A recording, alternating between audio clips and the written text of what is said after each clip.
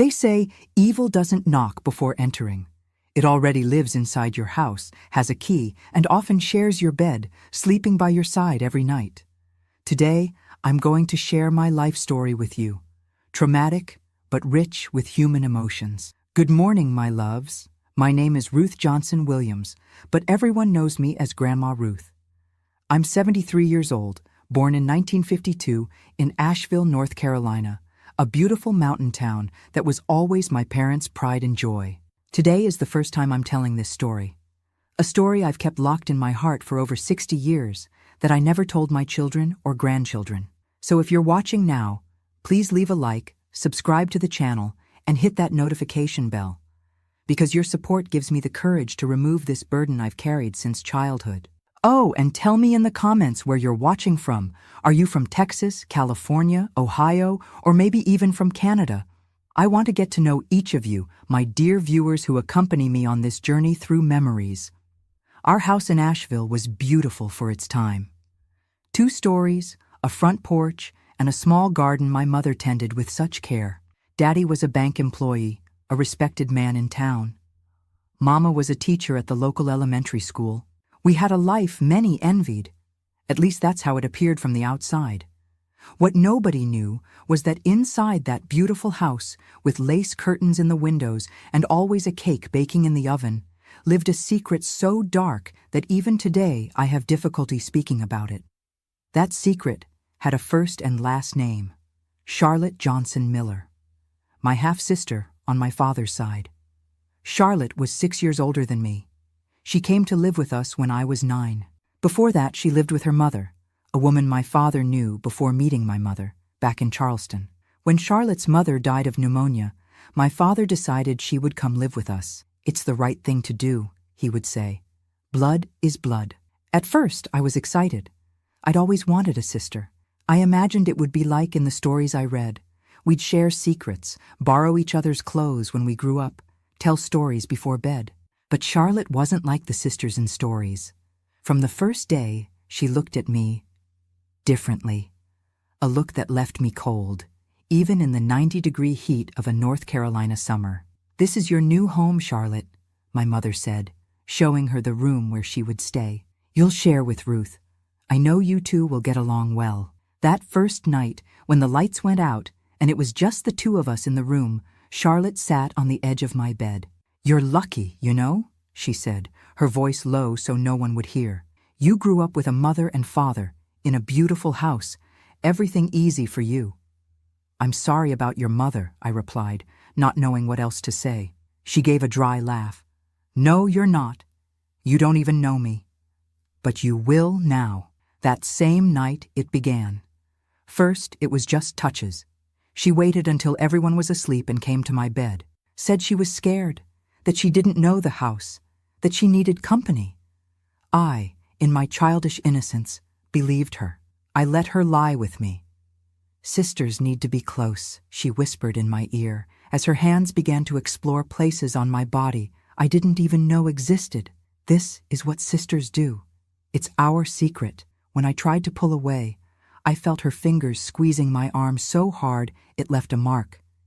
"If you tell anyone, I'll say you started it, and I'll cut myself, say it was you. Then who do you think they'll believe? Me, poor thing, who just lost her mother, or you, the spoiled little girl who has everything?" Fear froze my entire body. I was 9 years old. I didn't fully understand what was happening, only knew it was wrong, that it hurt, that it made me feel dirty. That was just the first night of many. In the months that followed, Charlotte created a routine of terror. During the day, in front of my parents, she was the perfect sister, kind, attentive, always willing to help me with homework, braid my hair, play with me in the yard. "Look how well they get along," my father would comment to my mother, proud. "It's as if they've always been sisters." But when night came and the bedroom door closed, Charlotte transformed. Those same hands that braided my hair during the day now explored my body without permission. That same mouth that smiled in family photos now whispered threats in my ear. "If you tell, nobody will believe you. They'll think you're disgusting. They'll think you're the strange one." As time passed, Charlotte's games got worse. She began to hurt me on purpose. scratches on my back, pinches in private areas, bites on my shoulders and stomach, always in places clothes would cover. When I cried, she covered my mouth. "Cry quietly, princess," she mocked. "We don't want to wake Mommy and Daddy, do we?" I tried to resist a few times. One night, when she came to my bed, I said I would scream, that I didn't care if nobody believed me, but that I would scream so loud the neighbors would come see what was happening. It was the first time I saw how calculating Charlotte could be. She didn't yell at me, didn't threaten me as she usually did. Instead, she smiled, returned to her bed, and the next day appeared at breakfast with a cut on her arm. "What happened?" my mother asked, horrified. "Nothing," Charlotte replied, tears in her eyes. "I think I scratched myself on the dresser during the night." Later, when we were alone, she showed me a small razor blade she had hidden. "Next time you threaten to tell, it won't just be a little cut, understand?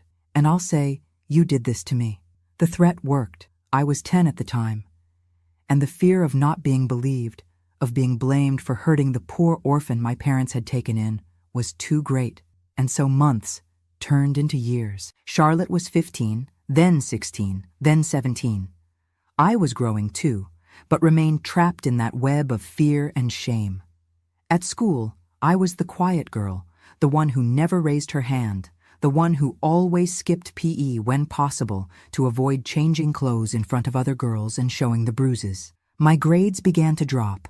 I couldn't concentrate. I had nightmares almost every night. I started inventing illnesses to avoid going to school, to not be away from the protection, however illusory, that my parents' presence gave me. Mom began to suspect something was wrong. "Ruth, you've been so sad lately. Did something happen at school? Are the girls treating you badly?"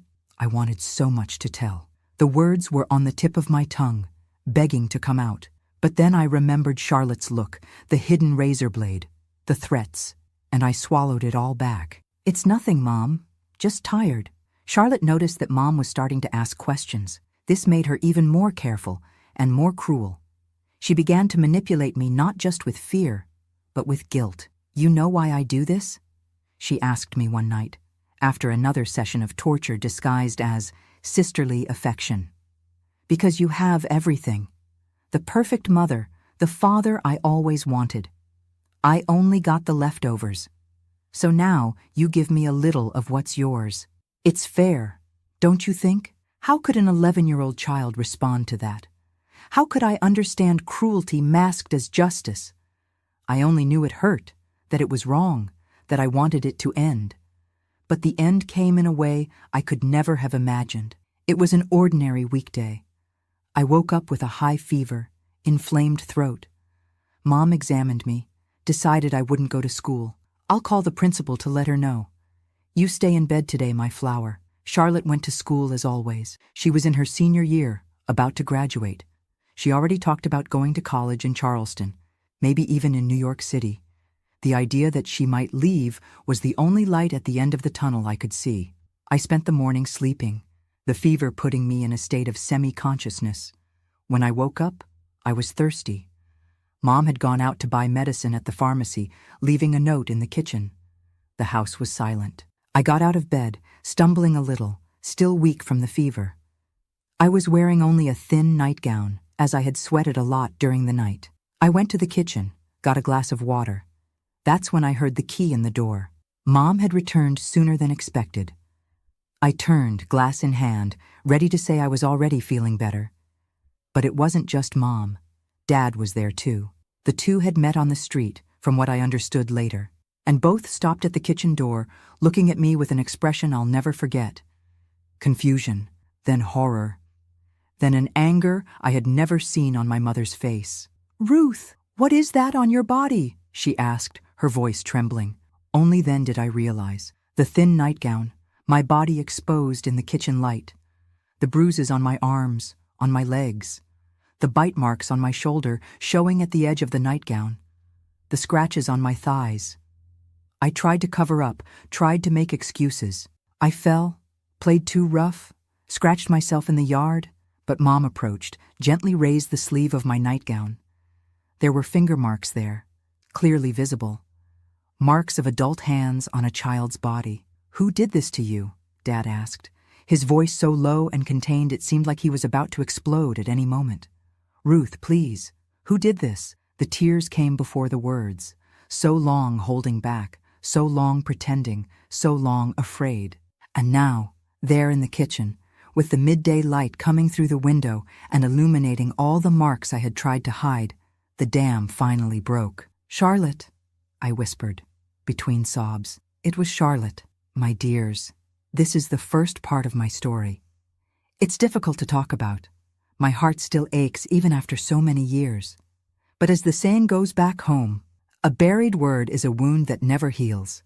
If this story is touching your heart, share it with someone you think needs to hear it. Sometimes it's in others' suffering that we find the courage to face our own." The kitchen fell silent after my confession. A silence so heavy it felt like the air had turned to stone. Mom stood still, her hand still holding the sleeve of my nightgown, her eyes fixed on the bruises. Dad leaned against the wall, as if he needed support to keep from falling. "How long?" Mom asked, her voice so low I almost didn't hear. "Since she arrived," I answered, tears streaming non-stop. "Almost 2 years." Dad made a strange sound, like a wounded animal. I saw something in him I had never seen before. A strong man, always firm, now seemed to be breaking inside. "Why didn't you tell us before, my child?" he asked, approaching and kneeling in front of me, his eyes watery. "She said no one would believe me," I sobbed. "Said she would cut herself and say it was me, that you would hate me, that you would send me away." Mom hugged me then, so carefully as if I were made of glass. I felt her tears wetting my hair as she whispered, "My God, my God, my God." She took me back to the bedroom, helped me change clothes, examining each mark on my body with a mixture of horror and contained anger I had never seen in her. I told everything, or almost everything. Some things were too difficult to even pronounce, but I told about the nights, the threats, the constant fear. Did she touch you?" Mom asked, her voice choked. I lowered my head, unable to answer with words. It was answer enough. What followed was like a hurricane. Dad left, slamming the door so hard the window glass shook. I heard the car start, tires screeching on the asphalt. Mom stayed with me, hugging me, crying, apologizing for not noticing sooner, for not protecting me. "It wasn't your fault, Mom," I repeated, feeling as if a huge weight had been lifted from my chest. For the first time in almost 2 years, I could breathe without that constant pressure. Someone knew. Someone believed me. I fell asleep in my mother's arms, exhausted from crying, exhausted from finally letting out everything I had kept in for so long. When I woke up, the sun was already setting. I heard raised voices coming from the living room. Dad had returned, and he wasn't alone. I got up from the bed, still weak, and went to the bedroom door. I opened it a crack and peeked out. In the living room, Dad was pacing back and forth like a caged tiger. Mom was sitting on the couch, her face marked from crying so much. And there was Charlotte, standing in the middle of the living room, still in her school uniform, her face pale, but with that defiant expression I knew so well. "It's a lie," she shouted.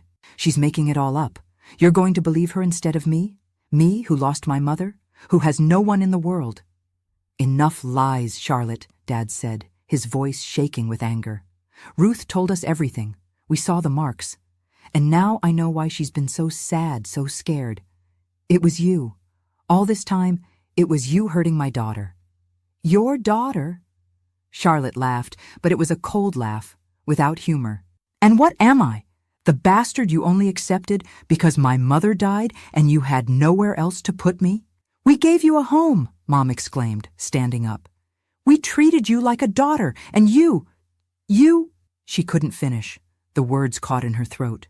"You never really wanted me," Charlotte continued, her voice now lower, more controlled. "I was just an obligation, a stain on your perfect marriage. Ruth was always the favorite, the princess of the house. I just wanted her to feel a little of what I felt my whole life." The coldness with which she spoke chilled me to the bone. There was no remorse, no shame, just that cold anger I knew so well. "You're leaving this house today," Dad declared. "I've already called your aunt in Charleston. She'll pick you up tomorrow morning. Until then, you'll be locked in the guest room. And if you try anything at all, I'm going straight to the police. Police? Charlotte laughed again. And what are you going to say? That your bastard daughter abused your legitimate daughter? How nice that will look for your reputation at the bank, huh, Daddy? I saw my father's face contort with rage. For a moment, I thought he was going to hit her. But he restrained himself, his hands closed in fists. Get out of my sight, he growled. Now! Charlotte shrugged, as if none of it mattered.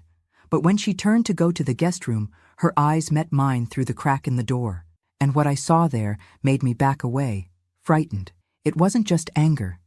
It was pure, crystalline hatred. A hatred that promised revenge. I quickly closed the door, my heart beating so hard it felt like it would come out of my mouth. Charlotte had been discovered, was leaving. I would finally be free. But that look said this wasn't over. The night that followed was strange. Mom brought dinner to me in the bedroom. Didn't want me near Charlotte even for a second. Dad stood guard at the guest room door, a chair placed in the hallway. Nobody slept well in that house. In the middle of the night, I heard Charlotte crying. They weren't the manipulative sobs I had heard so many times. It was a cry of anger, of frustration, the cry of someone who had lost the control they so valued. The next morning, Charlotte's aunt arrived early. She was a middle-aged lady we barely knew. She had come to her mother's funeral years before, but we had never seen her since. She seemed embarrassed, confused by the situation. What exactly happened? She asked Dad in the entrance hall. On the phone, you only said Charlotte couldn't stay here anymore. Dad hesitated, looking at Mom. How to explain something like this? How to put into words the horror of what had happened in that house? Charlotte needs help, Mom finally said. Help we can't give. She hurt Ruth. A lot. For a long time.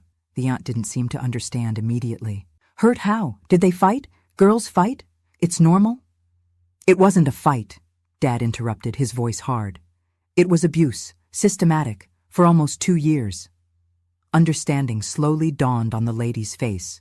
Her eyes widened, her mouth opened in shock. My God, but she's just a girl. She's 17 years old, Mom replied, her voice trembling.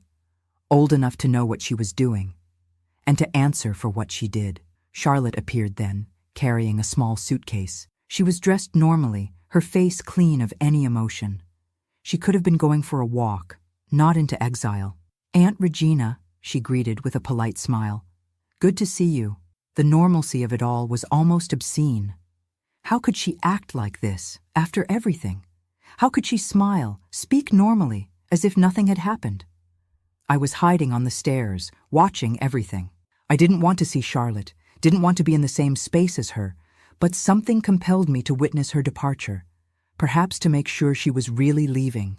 Before going out the door, Charlotte turned. Her eyes scanned the room, as if looking for something. Or someone. Then she saw me, huddled on the stairs. For a second, our eyes met. And she smiled. Not the polite smile she had given her aunt. A different smile, just for me. A smile that said, this isn't over.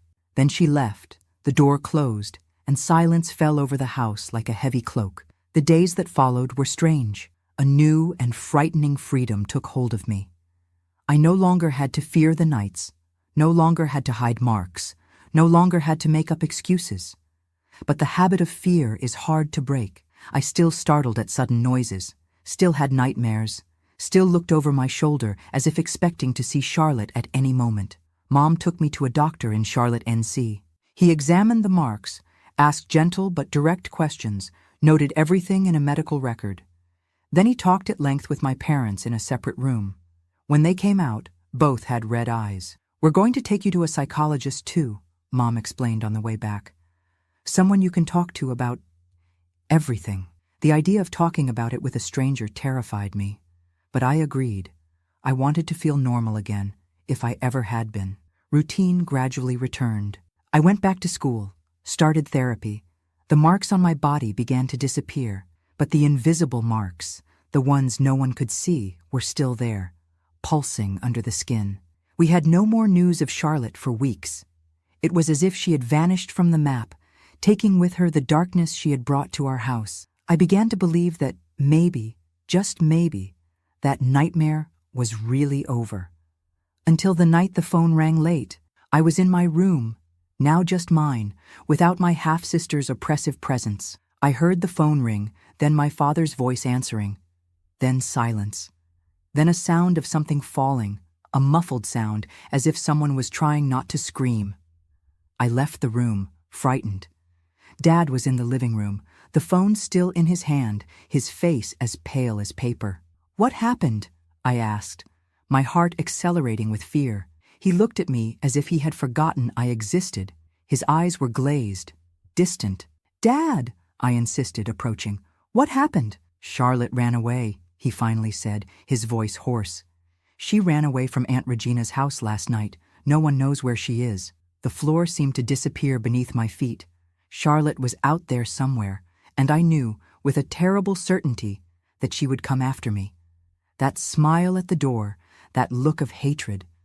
She had promised without words that this wasn't over, and Charlotte always kept her promises. My loves, life sometimes presents us with challenges that seem too great to bear. But as my grandmother used to say, God doesn't give us a burden heavier than our shoulders can carry. At that moment, at 11 years old, I thought my small shoulders would break under the weight of fear. But what I didn't know was that the worst was yet to come. A storm was forming on the horizon, ready to fall on our family with a destructive force. In the next chapter, I'll tell you how an ordinary night turned into the worst nightmare anyone can imagine, and how the fire Charlotte carried inside finally transformed into real flames, consuming everything in its path. Sleeping became impossible after that call. Every noise in the house, every creak of the wood, every gust of wind at the windows seemed to be Charlotte coming to fulfill her silent promise.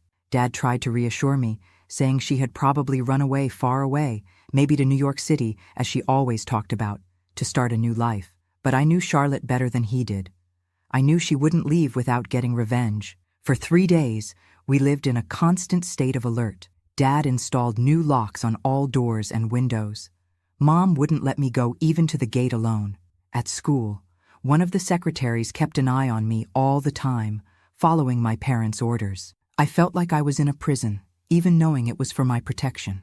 On the 3rd night after the call, we were all tense, but starting to believe that maybe, just maybe, Dad was right. Maybe Charlotte had really gone away. That's when the smell came first. I was sleeping, or trying to sleep, when a strange odor invaded my room. Strong, chemical, making my eyes burn even closed. I woke up confused, my throat irritated, coughing. The room was dark, but there was an orange glow coming from the window. A glow that moved, that danced on the walls as if it were alive. I got out of bed, still groggy from sleep, and went to the window. What I saw froze the blood in my veins. Fire. The garden that Mom tended with such care was in flames. And in the middle of that infernal light, a figure stood out. Even at a distance, even with her face partially covered by a scarf, I would recognize those eyes anywhere. Eyes that had watched me so many nights, that had gleamed with pleasure at my fear, that had promised revenge. Charlotte. She was looking directly at my window, as if she knew I was there. In her hand, she held something that looked like a bottle. As I watched, paralyzed with horror, she raised the bottle in a silent toast to me, then threw it against the wall of the house. The explosion was small, but enough to spread more flames. The fire began to climb up the wall, licking the dry wood of the porch, devouring the curtains that Mom had made with such care. "Fire!" I screamed with all the strength in my lungs. "Mom! Dad! Fire!" I ran to the hallway, coughing with the smoke that was already starting to enter. I heard my parents waking up startled, doors opening. "What is it?" Dad asked, coming out of his and Mom's room. "Fire! The house is on fire! It's Charlotte! She's outside!" His face paled instantly. He ran to the hallway window, looked down, and let out a curse I had never heard him say before. "Mary!" he shouted to Mom. "Take Ruth and get out through the back! Now!" Mom appeared in the hallway, tying her robe, her eyes wide with fear. "What's happening, John?" "The house is on fire. Take the girl and get out. I'll call the fire department." The phone was downstairs. Dad ran down the stairs, disappearing into the smoke that was already starting to rise. Mom pulled me by the hand, guiding me to the back staircase, a narrow passage we rarely used. "What about Dad?" I asked, resisting. "We can't leave him. He'll come right after us," Mom replied, her voice firm despite the tremor in her hands. "Now let's go!" We stumbled down the back stairs. The smoke was thinner there, but still made my eyes water and my throat burn. Outside, I could hear the crackling of flames devouring the front of the house, the snapping of wood yielding to heat. We managed to get out through the kitchen door, which led to a small fenced yard. Mom opened the gate that led to the side street, pushing me out. "Run to Mrs. Wilson's house," she ordered, referring to our neighbor across the street. "Ask her to call the police and the fire department. I'm going to get your father." "No, Mom," I grabbed her arm. "Come with me." But she gently freed herself. "Your father could be trapped in there. I can't leave him." "Go, Ruth, run!" The desperation in her voice made me obey. I ran down the side street, barefoot, wearing only my nightgown. The cold night air was a shock against my skin, hot from the heat of the fire. I knocked on Mrs. Wilson's door with all my strength, screaming for help. The light came on, the door opened, and the sleepy face of our neighbor appeared. It took just one look at my figure, barefoot, in a nightgown, covered in soot, and at the orange glow coming from our house for her to understand. "Good Lord!" she exclaimed. "Walter! Walter! Wake up and call the fire department! The Johnsons' house is on fire!" Her husband appeared, still buttoning his shirt. He looked in the direction of our house and ran out to the street, shouting for help. In minutes, the whole neighborhood was awake. Men came out of their houses with buckets, women screamed, children cried, frightened. I could only think of my parents, still inside that burning house. Why hadn't they come out yet? What had happened? Mrs. Wilson tried to keep me inside the house, but I escaped. I needed to see, needed to know. I ran back, ignoring her shouts for me to stay.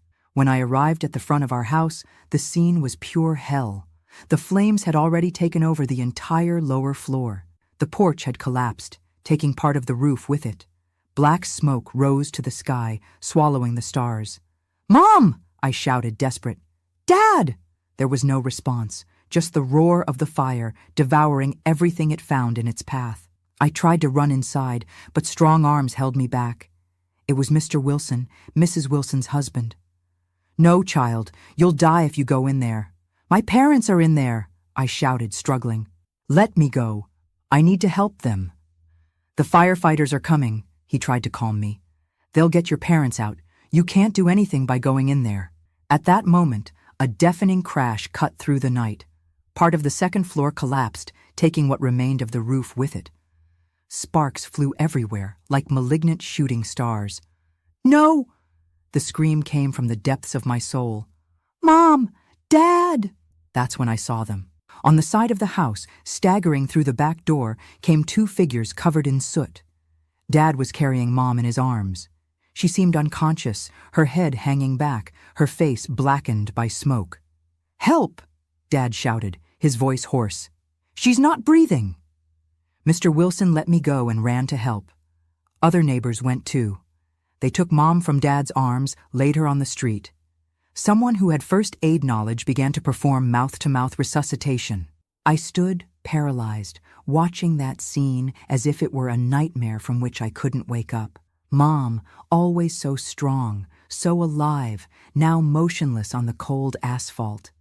Dad, kneeling beside her, coughing violently, his face contorted with pain and despair. And then, in the midst of the confusion, a movement caught my attention. A figure was moving away, walking quickly down the side street.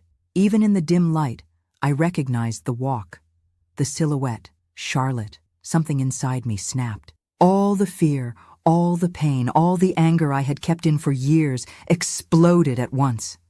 Without thinking, I began to run after her. "Come back here!" I shouted. "Look what you did!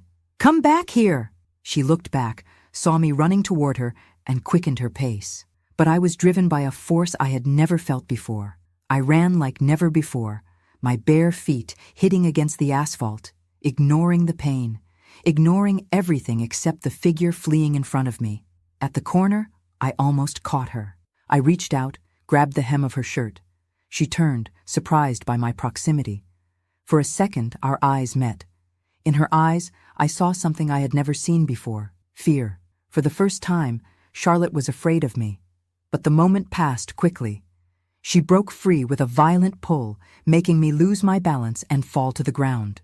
When I got up, she had already disappeared into the darkness of the street. I heard sirens in the distance. The firefighters were finally coming. I also heard someone shouting my name. Dad's voice, hoarse from smoke, but still strong, calling me back. I ran back to where I had left my parents. Mom was sitting now, coughing a lot, but alive. Alive. The relief was so great that my legs weakened, and I fell to my knees beside her. "Mom," I sobbed, hugging her carefully. "I thought I had lost you." She tried to smile, but another coughing fit prevented her. Her eyes, red and irritated from the smoke, searched for mine. "I'm okay," she finally managed to say, her voice almost unrecognizable. "Thank God we're all okay." At that moment, the firefighters arrived, followed closely by an ambulance. We were all taken to the hospital, treated for smoke inhalation. Mom was admitted, as she had breathed much more smoke than us, having been trapped in a room when part of the ceiling collapsed. At the hospital, lying on a gurney next to the bed where Dad was being medicated, I told about seeing Charlotte, about running after her. "She wanted to kill us," I concluded, tears streaming down my face, still dirty with soot. "She wanted to end us." Dad squeezed my hand hard. His eyes, always so sure, were now filled with a mixture of fear and determination. "She won't get near you again," he promised. "Never again." While the doctors worked, police officers came to take our statement. We told everything: about the abuse, about Charlotte's expulsion, about the fire. They wrote it all down, promised they would find her, that she would answer for what she did. But I knew, deep in my heart, that Charlotte wouldn't be easy to capture. She was smart, calculating, and now she was desperate, which made her even more dangerous. That night, lying in a hospital bed, with the smell of disinfectant replacing that of smoke, I stayed awake for hours, looking at the ceiling. Our house, the place where I was born, where I grew up, no longer existed. All my toys, my books, my clothes, everything had turned to ashes. But the worst wasn't the material things. It was knowing that Charlotte was still out there, somewhere, and that her hatred for me had no limits. Dawn found me still awake, my eyes burning with fatigue and smoke. Through the hospital window, I saw the sun rising, tinting the sky pink and gold. A new day. We were alive. We had survived. But at what cost? And for how long would we be safe? My dear viewers watching me today, sometimes life puts us face to face with evil in its purest form. That night was just the beginning of a long and painful journey. The fire Charlotte set didn't just consume our house, it consumed our peace, our sense of security, and left scars I carried for decades. Life sometimes breaks us into 1,000 pieces, my loves. But as I learned from my grandmother, a cracked pot still boils water. And that's how, cracked but still functioning, I faced the years that followed. We spent 2 weeks living at Mrs. Wilson's house after the fire. Her and her husband's generosity saved us in that difficult time. We shared the guest room, improvised with mattresses on the floor. The clothes we wore were donations from neighbors and the church, pieces that didn't fit us right, but that kept us dressed while we tried to decide what to do. Our house no longer existed. The outer walls were still standing, blackened by smoke, but the interior had been completely destroyed.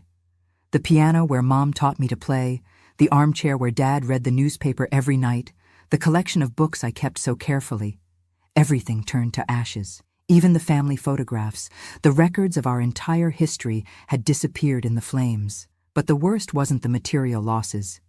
It was the fear, the constant, suffocating fear that wouldn't let me sleep at night, that made me start at any noise, that prevented me from being alone even for a minute. Charlotte hadn't been found. The police searched all over Asheville, extended the search to neighboring towns, even to Charlotte, NC. Nothing. It was as if she had evaporated like the smoke from the fire she caused. 2 weeks after the fire, Dad gathered us for a serious conversation. "We can't continue like this," he said, his voice still hoarse from the damage caused by the smoke. "We need to start over. Somewhere else." "Somewhere else?" I asked, confused. Asheville was the only home I knew. My school, my few friends, everything was there. Another state, Dad explained, far from here, where she can't find us. Mom nodded, her eyes still carrying that distant look she had had since the fire. She had been the most physically affected, lungs damaged by smoke, light burns on her arms and legs. But the worst were the invisible scars, the trauma of almost dying, of seeing everything she had built destroyed in minutes. "Where to?" she asked, her voice a whisper. "Ohio," Dad replied. "I have a cousin in Columbus. He arranged a job for me at the bank there. We can start over. Nobody knows us there. Nobody knows her." And so, 1 month after the fire, we found ourselves on a bus that would cross the country, carrying only what we could buy with insurance money and some donations. 3 suitcases containing everything we owned in the world. 3 lives reduced to some clothes, documents, and the memories we carried inside us. Some too good to forget, others too painful to remember. The journey was long and tiring. 2.5 days on the road, stopping only for quick meals and bus changes. I alternated between looking out the window, seeing America pass in a blur of colors, and sleeping a restless sleep, populated with dreams where Charlotte chased me through burning mazes. When we finally arrived in Columbus, it was like landing on another planet. The city was so different from Asheville, larger, busier, with a climate that made my bones ache with cold in the first days. People talked differently, with an accent I sometimes barely understood. Dad's cousin, Uncle Gerald, received us in his home, a small but comfortable apartment downtown. We would stay there until we found our own place. "You'll like it here," he assured us, while showing us where we would sleep. "The people are hospitable. There are good schools for the girl. Opportunities." It was strange being called the girl by someone who didn't even know me. Everything was strange. I felt like a plant pulled from the earth with exposed roots, thrown into unknown soil. In the first week, I barely left the apartment. The fear of Charlotte had transformed into something bigger. Fear of the world out there, of unknown people, of everything that was new and unpredictable. My parents noticed and began to worry. "She needs help," I heard Mom say to Dad one night when they thought I was sleeping. "It's not normal for a child to be like this, always scared, always looking over her shoulder." So, besides a new house and a new school, I also got a new routine. Weekly sessions with a child psychologist, Dr. Samuels. At first, I hated going. Sitting in a room with a stranger and talking about the most painful things in my life was torture. Many times I stayed silent the entire session, just drawing on the sheets she gave me. But gradually, very gradually, the words began to come out. The knot I had in my throat whenever I thought about Charlotte, the abuse, the fire, began to loosen a little. Dr. Samuels had a way of asking questions that didn't scare me, that didn't make me feel judged or broken. "What happened to you wasn't your fault," she repeated in each session, like a mantra. "And it doesn't define who you are or will be." Time passed. Days turned into weeks, weeks into months. Dad started at his new job. Mom found work as an assistant at an elementary school. She couldn't teach anymore because of her weakened lungs, which left her breathless easily. We found a small apartment to rent, set up our new home with simple furniture piece by piece. Life was slowly getting back on track, but the nightmares continued. Almost every night, I woke up screaming, sweaty, heart racing. Sometimes I dreamed about the fire, the flames surrounding me. Other times, it was Charlotte in my room, that cold smile on her lips, hands extending to touch me. At the new school, I was the strange girl, the one who didn't talk much, who startled when someone came from behind, who sometimes froze in the middle of class, eyes fixed on emptiness, as if seeing something no one else could see. The other children avoided me. They made up stories, that I was an orphan, that I had a contagious disease, that I was crazy. I didn't care. I preferred to be alone. People meant danger. Trust meant vulnerability. And I had sworn never to be vulnerable again. In our second year in Columbus, when I was 13, we had a scare. A letter arrived for us with no return address. Inside, just a newspaper clipping. It was a small news item, the kind that occupies just a corner of the page. It talked about an arson fire in Cincinnati at a boarding house. 2 people had died. It didn't mention names, but there was something handwritten in the margin of the clipping. Still not over. The handwriting. We knew that handwriting well. Dad took the letter to the police immediately. They filed a report, promised to investigate. But with no return address, no clear fingerprints, there was little they could do. They reinforced the recommendation they had given us when we left North Carolina. Keep a low profile, don't disclose your whereabouts, stay alert. That letter destroyed the little peace we had achieved. The fear returned with full force. Dad installed new locks in the apartment. Mom started picking me up from school every day, no matter how tired she was. I went back to having nightmares every night, having panic attacks at school, refusing to be alone. More sessions with Dr. Samuels were scheduled. She tried to help me deal with the return of fear, not to let Charlotte, even at a distance, continue controlling my life. She wants this, Dr. Samuels explained. She wants you to live in fear. It's the power she still has over you. Don't let her win. Easier said than done. How not to be afraid of someone who abused you for years, who tried to kill your family, who promised that it's still not over. The years passed. I turned 14, then 15, then 16. Adolescence, which should be a time of discovery, of first loves, of experiencing life, for me was a time of constant survival. Each day I managed to get through without a panic attack was a victory. Each night I slept without nightmares was a miracle. We never received another letter. We never had direct news of Charlotte again, but her shadow remained over us like a toxic cloud that refused to dissipate. At 17, something began to change inside me. The anger, which had always been there, buried under layers of fear and shame, began to emerge. Anger at Charlotte, for everything she had done. Anger at myself, for still allowing her to have so much power over my life. Anger at the world, which allowed people like her to exist. It was during this time that I discovered running. It started as a suggestion from Dr. Samuels, exercise to help with anxiety. But it soon became more than that. When I ran, the noise in my head, the intrusive thoughts, the painful memories, the constant fear, silenced for a while. It was just me, my breathing, my steps on the track. I ran every day, further and further, faster and faster. Running became my escape, my therapy, my salvation. And without me realizing it at first, it also became my strength. My body, which for so long had been a source of shame and trauma, was now becoming strong, agile, capable. I felt the muscles developing, the endurance increasing. For the first time since the abuse, I felt that my body belonged to me again, that it was mine to strengthen, to care for, to fully inhabit. In my senior year of high school, I joined the school's track team. It was the first time I allowed myself to be part of something, to connect with other people. My teammates didn't know my story, didn't understand why I was so closed off, so cautious.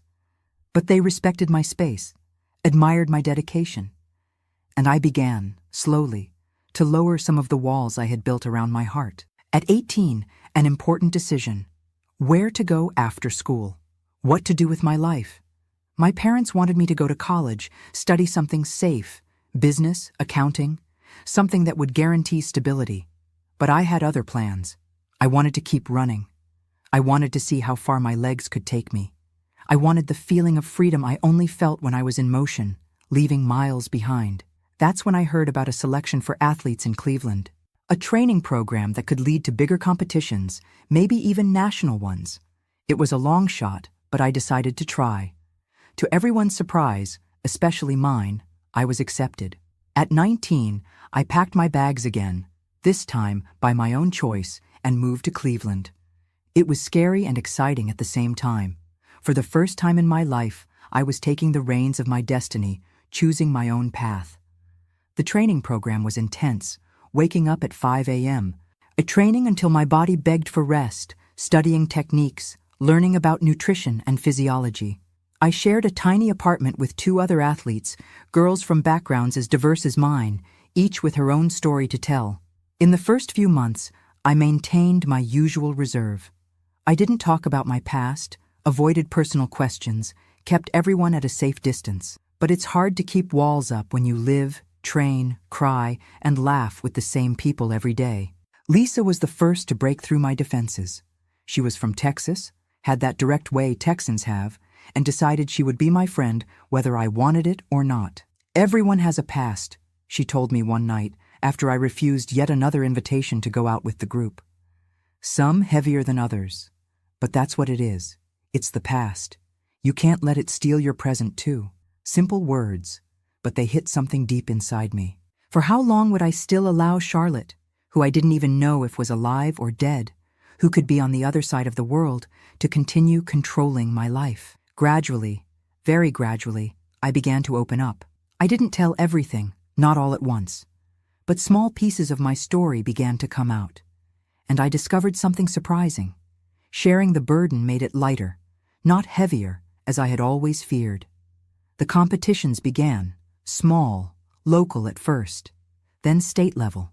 The absolute focus that running required was therapeutic. There was no room for fear or doubt when you're on the track, when every second counts. And then, at 22, the opportunity that would change everything. A chance to compete nationally, representing Ohio in the U.S. Track and Field Championships. That's when the past came back to haunt me once more. Life has a strange way of testing our strength just when we start to believe we're finally safe. At the height of what seemed to be my fresh start, Charlotte's ghost reappeared in a way I could never have imagined. And it was in this moment of extreme trial that I discovered what I was really made of. The U.S. Track and Field Championships would be in Los Angeles. 3 days of competition with athletes from all over the country. It was my dream coming true, and also my biggest challenge. I had never competed at such a high level, with so much pressure, with so many people watching. I left Cleveland with the Ohio delegation, my heart beating between excitement and fear. My parents promised they would come watch. It would be the first time they would see me compete. They never fully understood why I chose this path, but they supported me from a distance, as best they could. Los Angeles was an explosion of colors, sounds, and smells that left me dizzy in the first days. The athletes' village, set up near the stadium, was a little world apart, with competitors from all states, all focused, all nervous, all dreaming of the podium. My main event would be the 5,000 meters. I wasn't a favorite, far from it. But I had trained hard, had consistently improved my times in recent months. I was determined to give my best, to prove to myself that I could face this challenge. On the eve of the competition, we were all in the cafeteria when one of the organizers came in with a list in her hands. "Attention, everyone," she called. "Tomorrow starts early. I'll go through the final schedules of the events and the names of the judges for each category." I listened distractedly as she read the list. My mind was already on the track, visualizing each curve, each strategy I had discussed with my coach. And in the women's 5,000 meters, the judges will be Marcus Reynolds, Charlotte Miller, and Robert Torres. The world stopped. The noise in the cafeteria disappeared. The air became thick, impossible to breathe. Charlotte Miller. Could it be a coincidence? How many Charlotte Millers could there be in the United States? But my heart knew. That chill down my spine, that sensation of falling into a bottomless pit, my body recognized the danger before my mind fully processed it. "Are you okay?" Lisa asked beside me, noticing my sudden paleness. "You look like you've seen a ghost." A ghost. That was exactly it. The ghost that had been haunting me for more than 10 years, that had destroyed my childhood, that had tried to kill my family. And now she would be a judge in my event. I left the cafeteria in a trance, ignoring Lisa's calls. I needed air, needed to think. In the courtyard of the village, I sat on a bench, shaking despite the heat of Los Angeles. It was her. It had to be. The coincidence would be too absurd. But how? How had she gotten there? How had she become a track and field judge? And more importantly, did she know I would be competing? I took my cell phone with trembling hands, called my parents. I needed to warn them, needed them to stay away from the stadium. If Charlotte recognized me, if she recognized them, I didn't even want to think about what could happen. Dad answered on the third ring. "Ruth, is everything okay, honey? We're almost to Los Angeles." "Dad," my voice came out strangled. "Don't come. Please, don't come." "What happened?" His tone immediately changed to concern. "Are you okay?" "She's here," I managed to say, the words almost choking in my throat. "Charlotte. She's a judge in my event." Silence on the other end of the line. Then his voice, contained but tense. "Are you sure?" "Absolutely. I haven't seen her yet, but they announced the name. Charlotte Miller. How many can there be? And just in my event?" "We're 2 hours from LA," he said, determined. "We'll arrive, but we won't go to the stadium. We'll go to the nearest police station. If it really is her, the police need to know. She's still wanted for the arson." The reality of the situation began to sink in. Charlotte, the person I feared most in the world, would be tomorrow in the same space as me, judging my race, perhaps planning, what? Revenge? After so long? I spent the night awake, debating what to do. Quit the race? Confront her? Hide until the police acted? Each option seemed impossible, and time was running out. In the morning, my coach noticed something was wrong. "You don't look well, Ruth. Are you sick?" I couldn't explain. How to summarize that whole story? How to make him understand the terror I felt? I just mumbled something about pre-competition nervousness. The time of the race was approaching. I put on my uniform, tied my shoes, warmed up my muscles, mechanical movements my body performed while my mind screamed in panic. That's when Dr. Samuel's words came to me from so many years ago. "She wants this. She wants you to live in fear. It's the power she still has over you. Don't let her win." A sudden clarity took hold of me. That was it. Charlotte still controlled my life, even from a distance. If I gave up now, she would win. Again. As she had won when she silenced me for years, when she drove us from our city, when she forced me to live hidden in my own skin. No. This time would be different. This time, I wouldn't run away. As I walked to the track with the other competitors, I looked in the stands for the judges, and there she was. Older, of course. Like me, a decade had passed since our last encounter. Shorter hair, thin-framed glasses, a clipboard in her hands. But it was her. The same eyes, the same posture, the same air of superiority I knew so well. Our eyes met. I saw the exact moment when she recognized me. The surprise, then something more. A gleam I knew very well. That predatory gleam that preceded her worst cruelties. I didn't look away. For the first time in my life, I faced Charlotte without fear. I felt my whole body shaking, but it wasn't from terror anymore. It was from anger. Pure, clean, justified anger. Anger for the child I was, for the teenager I couldn't be, for the stolen years, for the scars I carried inside and out. The competitors were called to their positions. My mind was divided. Part focused on the race, part alert to every movement of Charlotte. She stayed in her place, observing, taking notes. Professional, as if she were a normal person, as if she weren't a monster. The starting gun sounded. I began to run. In the first few meters, my body seemed heavy, awkward. Fear was still trying to pull me down.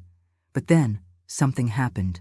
With each step, each breath, I began to feel a strength growing inside me. This track, this race, it was my territory, not hers. Here, I had control. Here, I was strong. Here, I could win. The 5,000 meters is a test of both mental and physical endurance. 12.5 laps around the track, almost 15 minutes of continuous effort, of fighting against fatigue, against the desire to give up. Halfway through the race, I was among the top 5. It wasn't my usual position. I usually stayed further back, but there was an energy propelling me that I had never felt before. Each time I passed the judges' stand, I felt Charlotte's gaze following me, and instead of intimidating me, it fueled my determination. Last lap. The bell rang, announcing the final 400 meters. I was in 4th place, the leader from California already with a considerable advantage. But it wasn't about winning a medal. It was about proving, to Charlotte, to myself, that she no longer had power over me. I accelerated. I passed the athlete from Illinois. Then, in the final curve, I passed the New Yorker who was in 2nd place. The leader was too far ahead, unreachable. But 2nd place? 2nd place, I could conquer. I crossed the finish line in 2nd, a time I never imagined achieving. The crowd applauded. My coach jumped at the side of the track, hardly believing it. I was breathless, exhausted, but a wave of euphoria invaded me. I had achieved my best time. I had won my first national medal. And I had done it all under the gaze of the person who swore to destroy me. In the ceremonies that followed, Charlotte was absent. Another judge handed out the medals. Later, I learned that she had left the stadium in a hurry, claiming a family emergency. Family emergency. The irony was almost funny.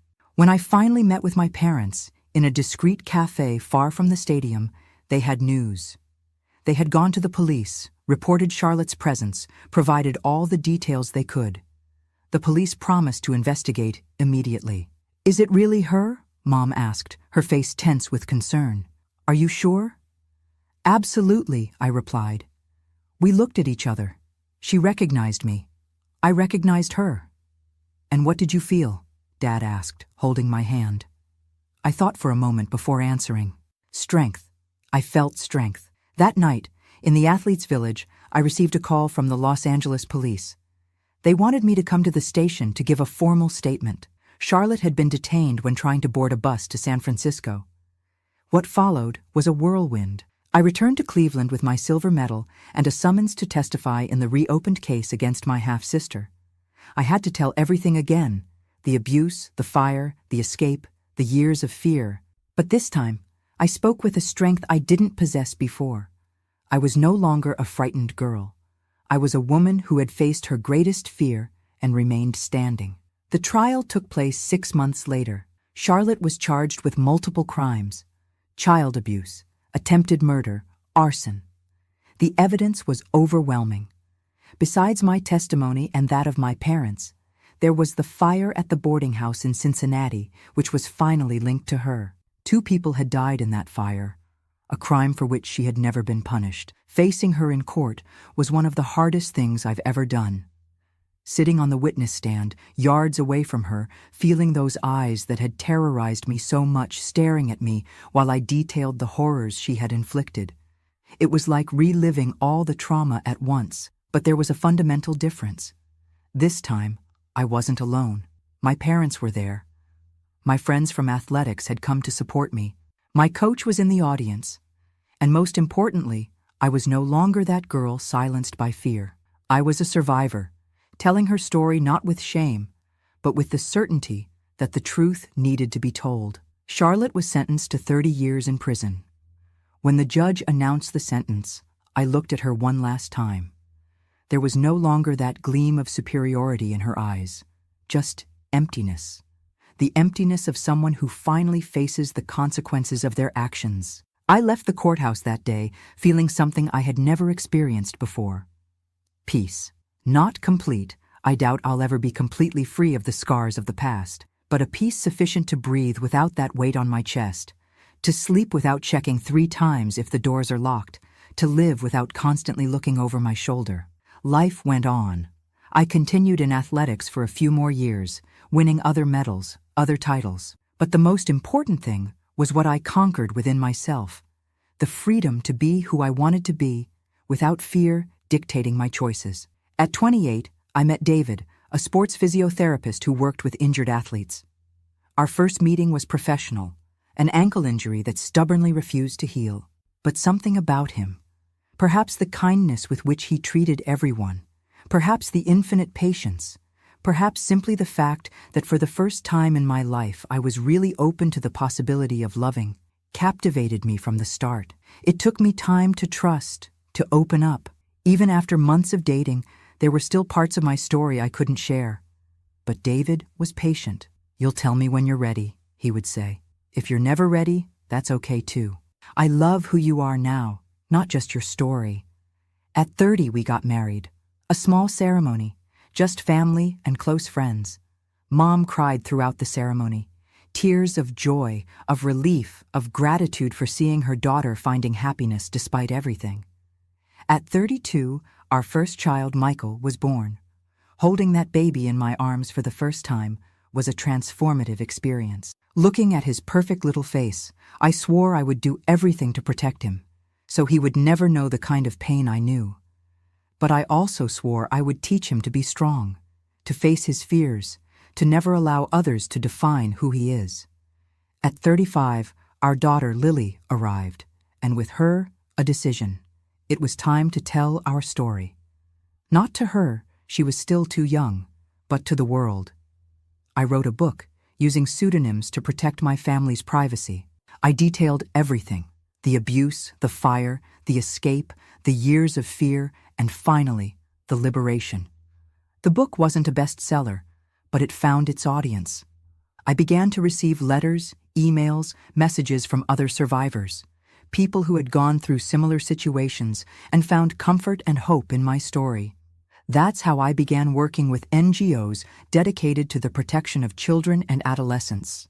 Not as a psychologist or social worker, I never had training for that, but as someone who could share her experience, who could tell survivors, I understand, I've been through this, and there is life after trauma.